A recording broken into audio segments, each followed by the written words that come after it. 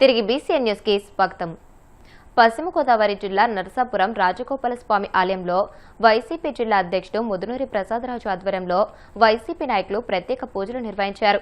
ఈ కార్యక్రమంలో MLC Vanka Ravindra, municipal chairperson Barreshri Venkataramana, జెడ్పీటీసీలు పాల్గొన్నారు. ఈ సందర్భంగా ప్రసాదరాజు మాట్లాడుతూ తిరుపతి లడ్డూలో ఎటువంటి జంతువుల కొవ్వు కలపలేదని సిట్ నివేదిక ఇచ్చిందని అన్నారు. రాజకీయాల్లోకి భగవంతుడిని లాగడం మంచిది కాదని అన్నారు.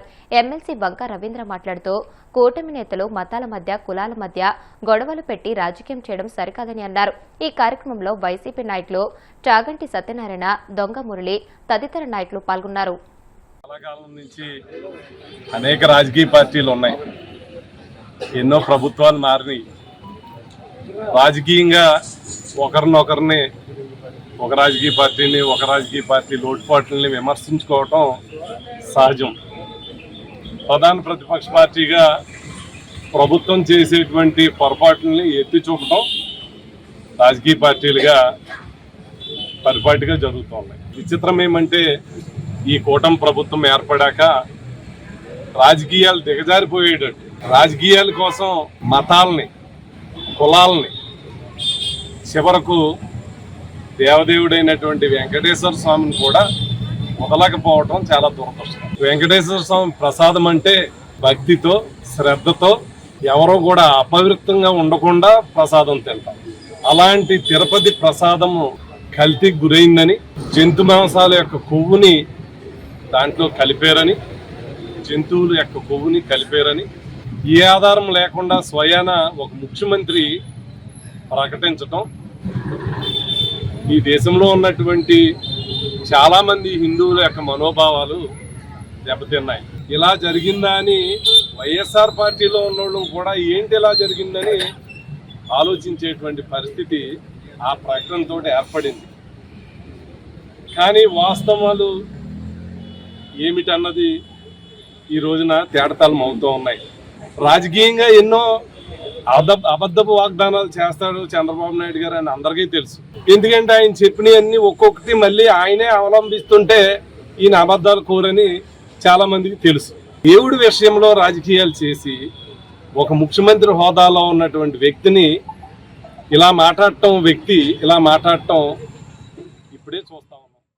ఇది చాలా సున్నితమైన విషయం. ఈ సున్నితమైన విషయాన్ని వాస్తవానికి కూటమి నాయకులు కూడా తెలుసుకున్నారు, కూటమి శాసనసభ్యులు కూడా తెలుసుకుని వాళ్ళు కామ్గా ఉంటే, ముఖ్యమంత్రి గారు నిన్న కేబినెట్ మీటింగ్లో వైఎస్ఆర్సీపీ వాళ్ళు మాట్లాడుతున్నారు, మీరు ఎవరు మాట్లాడలేదు, రెచ్చగొట్టి మీరు ఖండించండి, ఎక్కడికక్కడ ఖండించండి అని చెబితేనే ఇప్పుడు ఎమ్మెల్యేలు అందరూ బయటకు వస్తున్నారు. అలా చెబితేనే టీటీడీ చైర్మన్ నిన్న ప్రెస్ మీట్ పెట్టారు. టీటీడీ చైర్మన్ అనే ఆయన ఎప్పుడు రాజకీయంగా మాట్లాడకూడదు. మరి వారు నిన్న ప్రెస్ మీట్ పెట్టి ప్రెస్ మీట్లో ఇది క్రిస్టియన్స్ అనుకూలంగా చేయడం కోసం అక్కడ వాటికన్ సిటీలో ఇన్కమ్ తగ్గిపోయింది, తిరుపతి దేవస్థానంలో ఇన్కమ్ పెరుగుతుంది, అందువల్ల తిరుపతి దేవస్థానం ఇన్కమ్ తగ్గించాలి అనే దురుద్దేశంతో ఈ కుట్ర జరుగుతుంది అని చాలా ఒక అభూతమైన, చాలా భయంకరమైన కంప్లైంట్ చేశారు ఆయన. అది చాలా మతగ్రస్తులకు దారితీస్తుంది. ఎమ్మెల్యే బుడ్డా రాజశేఖర్ రెడ్డి ఆదేశాలతోనే శ్రీశైలం ఆలయ అధికారులు ముందస్తు నోటీసులు ఇవ్వకుండా కరివైన బ్రాహ్మణ సత్రం ప్రహారీ కూల్చివేసే దుస్సాహసం చేశారని, తక్షణం కూల్చిన చోటే ప్రహారీని నిర్మించాలని శ్రీశైలం మాజీ ఎమ్మెల్యే శిల్పా చక్రపాణిరెడ్డి, వైసీపీ నంద్యాల జిల్లా అధ్యక్షుడు కాటసాని రాంభూపాల్ రెడ్డి కూటమి ప్రభుత్వాన్ని డిమాండ్ చేశారు. ప్రభుత్వం తక్షణం స్పందించి ప్రహారీని నిర్మించకపోతే బ్రాహ్మణులతో కలిసి వైసీపీ ఉద్యమిస్తుందని హెచ్చరించారు.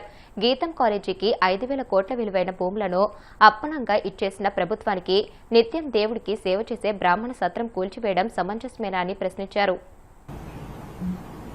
ఆ బ్రాహ్మణులు 100 ఎకరాలు ఉన్నటువంటి ఆ బ్రాహ్మణులు ఒక వాళ్ళ పేరు మీద ఉండాలి అనే ఒక కరివైన పేరు మీద, ఒక ఇంటి పేరు పెట్టుకోకుండా కరివైన పేరు మీద ఒక బ్రాహ్మణ సత్రాన్ని నిర్మించి తర్వాత కాలక్రమేణా అఖిల భారత బ్రాహ్మణ కరివైన సత్రంగా దీన్ని రూపాంతరం చెంది ఇది భారతదేశంలోనే 16 చోట్ల విస్తరింపజేయబడి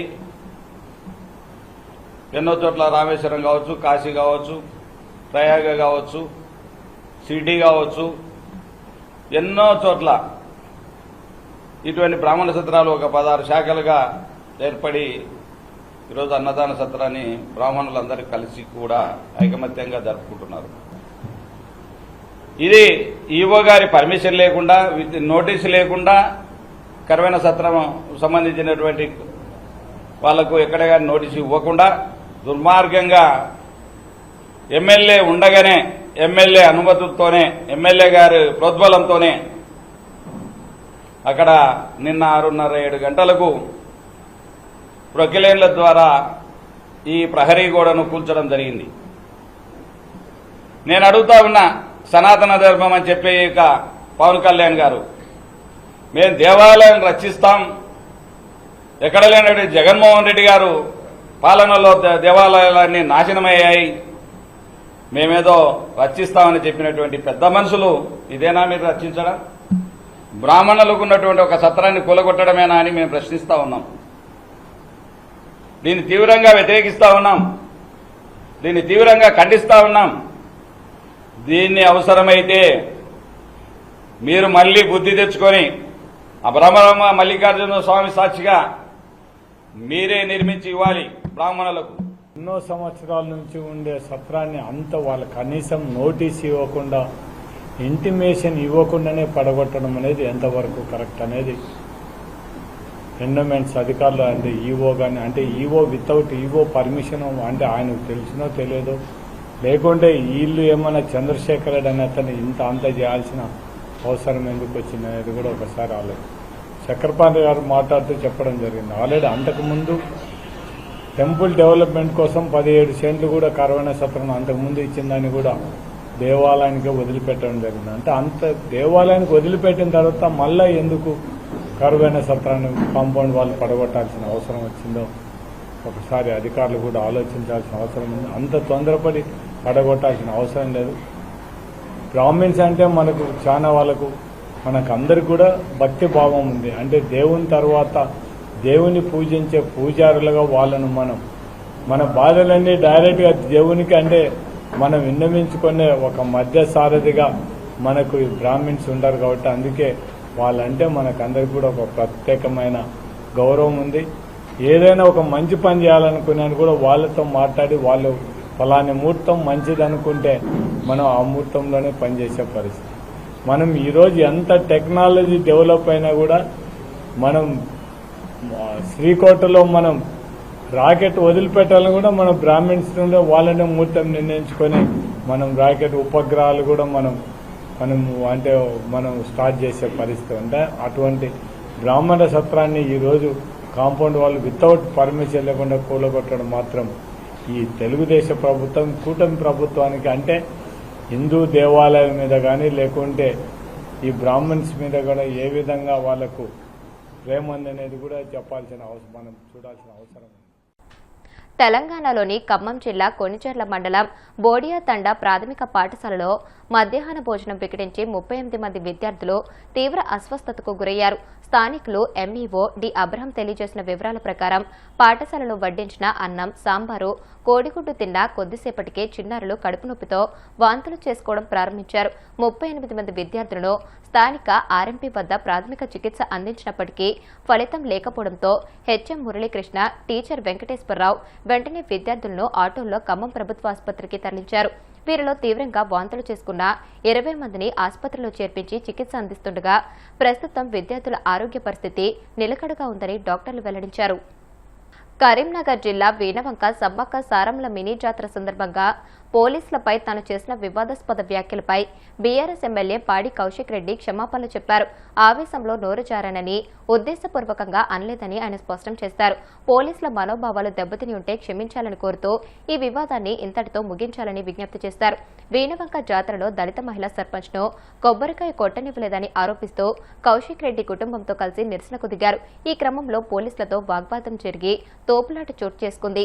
ఆ సమయంలో కౌశిక్ రెడ్డి పోలీసులపై తీవ్ర వ్యాఖ్యలు చేశారు. ఈ ఘటన తెలంగాణ రాజకీయ వర్గాల్లో చర్చనీయాంశంగా మారింది. తెలంగాణ ప్రజలకి, హుజరాబాద్ నియోజకవర్గ ప్రజలకి మరియు మైనారిటీ సోదరుమణులకి, సోదరులకి అందరికీ పేరు పేరున నా నమస్కారాలు తెలియజేస్తా ఉన్నాను. సమ్మక్క జాతర అని మా సొంత గ్రామం వీణవంకలో జరుగుతుంది. ఆ జాతరలో మొక్కులు చెల్లించుకోవడానికి నేను, నా సతీమణి, నా బిడ్డ మరియు మా దళిత మహిళా సర్పంచ్ గారు మొక్కులు చెల్లించుకోవడానికి పోవడం జరిగింది. ఆడ మేము మొక్కులు చెల్లించుకున్న సందర్భంలో రేవంత్ రెడ్డి గారి ఆదేశాలతోని ఈడ ఉన్న మా జిల్లాలో ఉన్న సిపి గారు మరియు హుజరాబాద్ లో ఉన్న ఏసీపీ గారు, జమ్మికుంట రూరల్ సిఐ గారు ఏ విధంగా మమ్మల్ని అవమానపరిచిండ్రో, ఏ విధంగా గద్దెల మీద నుంచి ఈడ్చుకపోయారో మీ అందరూ కూడా చూసారు.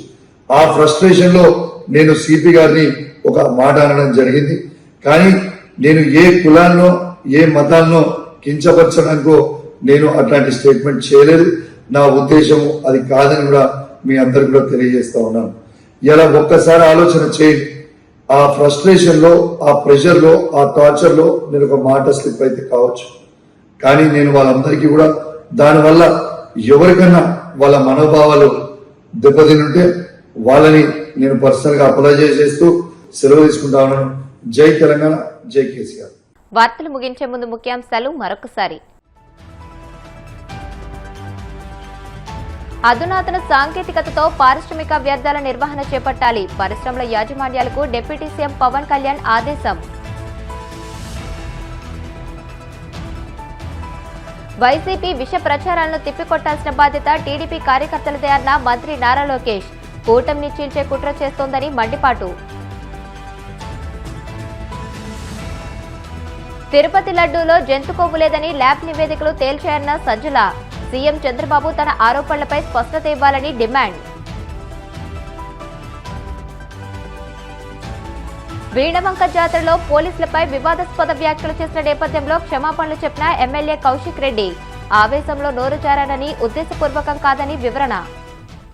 ఈ వార్తలు ఇంతటితో సమాప్తం. మరిన్ని వార్తల కోసం BCN digital YouTube channel, Facebook page ని ఫాలో అవ్వండి. అప్డేటెడ్ వార్తల కోసం ప్లీజ్ సబ్స్క్రైబ్.